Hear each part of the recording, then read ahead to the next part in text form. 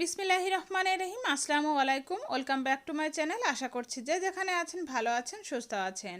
নতুন একটা ভিডিও নিয়ে চলে আসলাম। আজকে আপনাদের সঙ্গে খুবই কমন একটা রেসিপি শেয়ার করব। আজকে আপনাদের সঙ্গে বেগুন ভাজির রেসিপিটা করে দেখাবো। তবে আজকের রেসিপির বিশেষত্ব হচ্ছে গিয়ে আমি বেগুনটা খুবই অল্প তেলে, সামান্য পরিমাণ তেল দিয়ে আমি আপনাদেরকে বেগুনটা ভেজে দেখাবো। আশা করছি আপনাদের ভালো লাগবে। তার জন্য আমি এখানে দুটো বেগুন নিয়েছি। বেগুনগুলোকে এভাবে গোল গোল করে কেটে নিয়েছি। তারপরে এখানে আমি দিয়ে দিলাম স্বাদ মতো লবণ আর দিয়ে দিচ্ছি হলুদের গুঁড়া। আপনারা চাইলে কিন্তু এখানে সামান্য পরিমাণে শুকনো মরিচের গুঁড়াও দিয়ে দিতে পারেন। তো এখন আমি খুব ভালোভাবে মাখিয়ে নিব বেগুনের সঙ্গে হলুদ এবং লবণটাকে।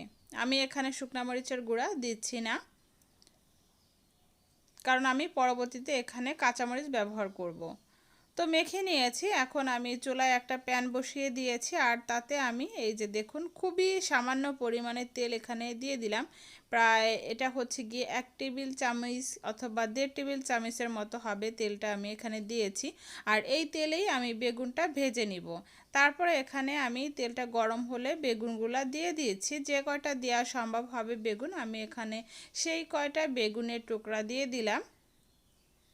এখন এটাকে আমি ঢাকা দিয়ে দিব আর ঢাকা দিয়ে এটাকে লো আঁচে আমি ভেজে নিব।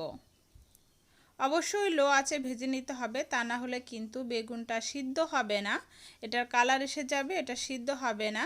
এই যে দেখুন আমি একদম লো আঁচে তারপর ঢাকা দিয়ে এটাকে এই যে ভেজে নিচ্ছি।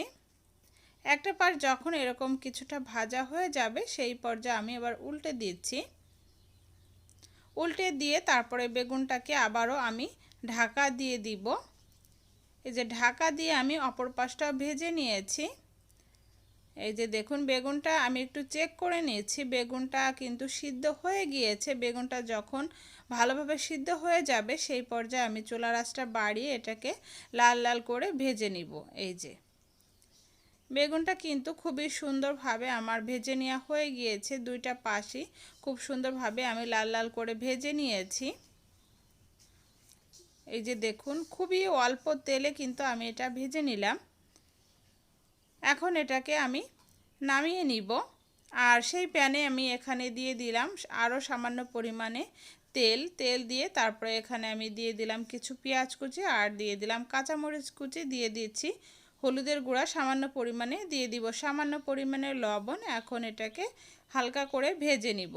বেগুনের সঙ্গে এরকম মরিচ পেঁয়াজ ভাজাটা আমার খুব ভালো লাগে, তার জন্য আমি এভাবে দিয়ে দিচ্ছি। তবে আপনারা চাইলে বাদ দিয়ে দিতে পারেন বা আপনাদের পছন্দ মতো করে নিতে পারেন। এই তো আমার অল্প তেলে বেগুন ভাজিটা রেডি হয়ে গিয়েছে।